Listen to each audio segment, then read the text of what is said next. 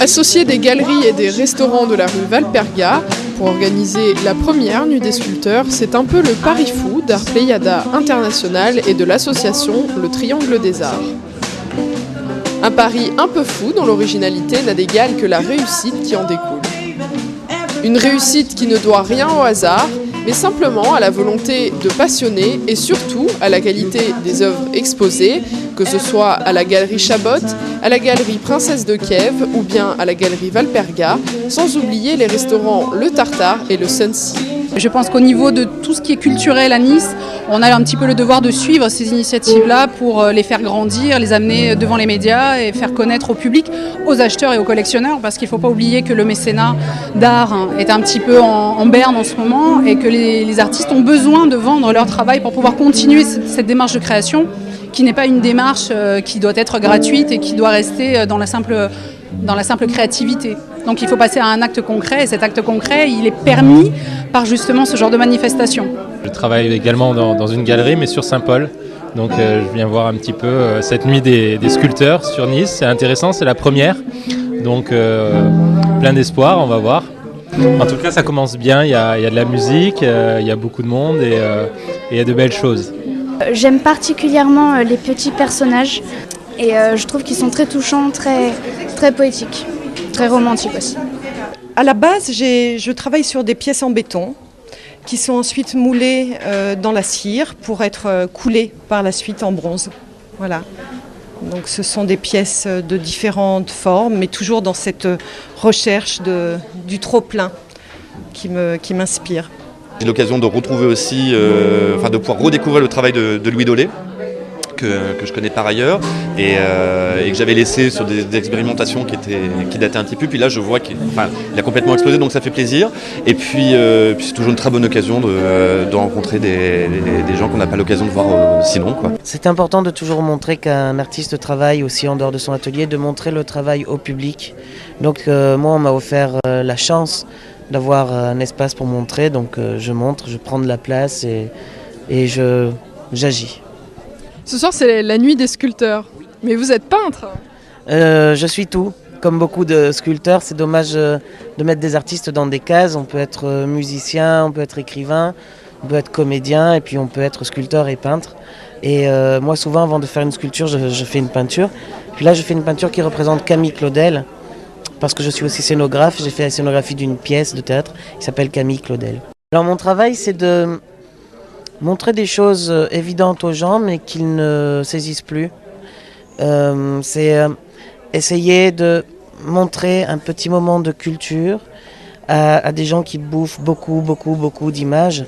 Et moi, je fais juste un petit arrêt sur image et j'essaye d'expliquer aux gens ce que c'est. Ce que je trouve très intéressant, c'est qu'on a l'habitude de voir des expositions de tableaux, c'est assez courant. La sculpture est quelque chose qui est toujours plus difficile à montrer. D'abord parce que c'est en 3 dimensions qu'il faut pouvoir tourner autour et que dans une seule galerie, montrer plusieurs sculptures, c'est quelque chose de très difficile. Et là, le fait que ce soit réparti au moins sur 3 galeries, ça permettait une diversité, de montrer que la sculpture, elle pouvait revêtir plein de formes différentes. Et ça, c'était vraiment quelque chose de très intéressant.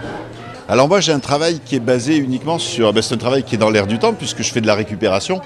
Puisque je travaille avec des canettes, les canettes de boissons que je récupère, que je découpe, que je peins, que je sculpte, que je travaille, mais tout en conservant la couleur de la boîte d'origine et surtout la trace des marques, parce que j'aime bien qu'on laisse une trace, que ces objets qui ont eu une autre vie avant, elles laissent une trace et ont une deuxième vie un peu différente de la première, certes, mais en conservant la trace de leur première vie.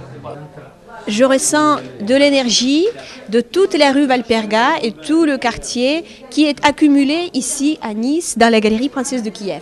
Est-ce que vous pouvez nous expliquer un petit peu votre travail ?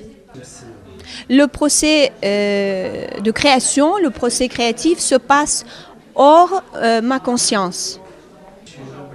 La muse et l'inspiration ne dépendent pas du tout de la volonté de l'artiste. Ça existe à part. Et ça arrive quand ça arrive. L'artiste sculpte, l'artiste crée. Quand j'essaie de diriger le procès créatif dans la sculpture, la création tout de suite perd son âme parce que justement, la création se passe sans volonté de l'artiste. C'est comme la musique, la musique qui arrive, et c'est comme une mélodie quand tu sens en la distance. Et tu suis cette mélodie et tu vas jusqu'au bout pour arriver au bout de cette mélodie, de cette magnifique musique. Des artistes attachants et non dénués d'humour, aux inspirations et aux méthodes de travail très diverses. Est-ce que vous vous sentez soutenu par les institutions ? Oui, non, si, je suis né dans un hôpital, j'ai fait des études, je suis content, il n'y a pas eu la guerre, tout va bien. Est-ce que vous pouvez nous expliquer votre travail ? Ne rien faire, rester près du canapé, glander derrière la télé. Ça se vend bien ? Pas du tout, mais on arrive à vivre dans la pauvreté, je vous promets. Est-ce que la synergie occasionnée par la Nuit des sculpteurs pourrait être considérée comme une mise en exergue de votre art ? Oui, je trouve que c'est bien de montrer son travail et effectivement de le mettre en lumière. Ça permet de le faire apprécier des autres, d'évoluer moi-même selon justement les personnes, les remarques, et de le mettre au grand jour et de le faire comprendre. Ça me permet d'avancer parce qu'il y a un travail de compréhension pour moi. Du mien, peut-être. Disons que normalement je ne fais pas trop partie des artistes de Nice puisque ils me reprochent d'être trop classique. Ça me fait plaisir qu'on m'ait invité là. Mais j'ai fait des choses très importantes, mais pas avec la ville de Nice. Est-ce que vous avez des inspirations particulières ? L'inspiration, c'est l'humain, c'est l'âme humaine. J'aime la refléter dans quelle que soit la situation, la couleur de la peau, l'expression, la culture, l'âme humaine. Moi, j'adore le corps humain, ça c'est une certitude, mais j'aime aussi travailler avec les vides. Il y a beaucoup d'artistes qui travaillent avec les vides, mais enfin j'ai ma façon à moi de travailler. Quand on prend un corps humain et qu'on enlève des parties, on crée des lignes. Et les lignes sont pour moi des ponts entre la figuration et l'abstraction. Donc j'ai des pièces qui sont d'un côté très figuratives et de l'autre presque abstraites grâce aux lignes. Et c'est très intéressant de mélanger les deux. Dans une seule et même pièce, de passer de la figuration à l'abstraction, c'est assez intéressant. Bon, depuis quelque temps, j'y inclus des cerises parce que j'en ai fait mon symbole de vie. Voilà, j'ai eu un problème personnel de santé et un jour j'ai découvert la beauté simple d'une cerise et voilà, et ces cerises m'ont aidé à un certain moment à repartir dans un autre sens dans mon travail artistique. Voilà. Est-ce que c'est important pour vous d'être là ce soir ? Bien sûr, c'est important. Il faut qu'un artiste se montre, on n'existe que par le regard des autres. Donc il faut montrer son travail et voilà, essayer de le faire aimer. Quelle matière vous travaillez ? Du plâtre, du papier, des matériaux de récupération, des choses très simples qu'on peut trouver facilement, qui ne coûtent pas cher. Je travaille sur l'enfance, la maladie, les déformations du corps, du regard. Mais la Nuit des sculpteurs, c'est aussi une ouverture sur d'autres formes d'art, telles que celui de No Stress People, magicien de l'art éphémère. D'habitude, vous puisez votre inspiration dans le moment présent. Ce soir, vous avez décidé de créer votre œuvre avant la soirée. Est-ce que vous pouvez nous expliquer pourquoi ? Alors, premièrement, je dirais que ce qui est drôle, c'est d'être artiste peintre plus que sculpteur et de faire partie de la Nuit des sculpteurs. Mais en fait, ça a rejoint ma démarche parce que je me suis mis à travailler sur des supports. Comme je le faisais avant en performance, je cherchais toujours un support pour peindre avec la lumière. Et là, ce soir, j'ai décidé de travailler mon propre support qui est le papier. Avec un développement sur des vieilles photos, j'ai peut-être un passage nostalgique.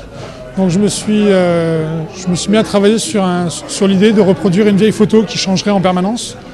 Donc le but de faire des installations plus permanentes qu'en performance, c'est de pouvoir plus travailler le fond, le contenu, le tout, la démarche, peut-être créer plus de liens entre l'observateur et l'artiste, enfin les gens qui observent et qui jugent. C'est quand même les gens qui jugent, donc voilà. Puis c'est peut-être une évolution, tout simplement, de passer de l'acte de l'éphémère au permanent, si c'est possible.